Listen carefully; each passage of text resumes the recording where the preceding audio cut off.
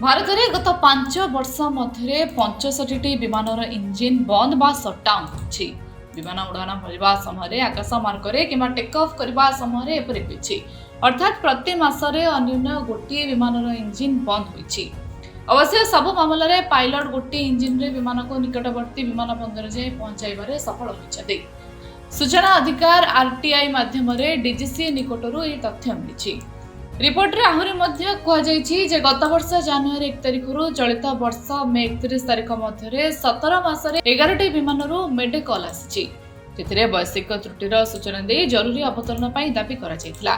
सेति मध्यरू 4टी विमान हैदराबाद रे लैंडिंग होतिला। तेबे सही रिपोर्ट रे जून 12 तारिख रे दुर्घटनाग्रस्त एयर इंडिया रो बोइंग ड्रीमलाइन विमान और जून 19 रे उड़ाण भरिथिबा इंडिगो रो गुवाहाटी चेन्नई विमान को शामिल करा जाय नाही।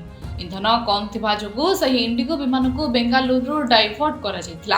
अहमदाबाद विमान दुर्घटनार मासक परे विमान दुर्घटना तदंत ब्यूरो 15 पृष्ठर प्राथमिक तदंत रिपोर्ट सार्वजनिक करथिले।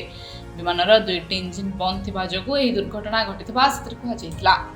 एएआईबी अनुसार सेदिन टेक ऑफ रो तुरंत परे विमानर 2टी जाक फ्यूएल स्विच गोटे परे गोटे बंद हो जायतिला। तेणु 2टी जाक इंजिन भी बंद हो जायतिला। सेति जोगु एही छाती थरा दुर्घटना घटिथिला। विमानर क्रू सदस्य यात्री सहित मोट 270 जन प्राण हराइथिले। ब्यूरो रिपोर्ट, जीबीआर समाचार।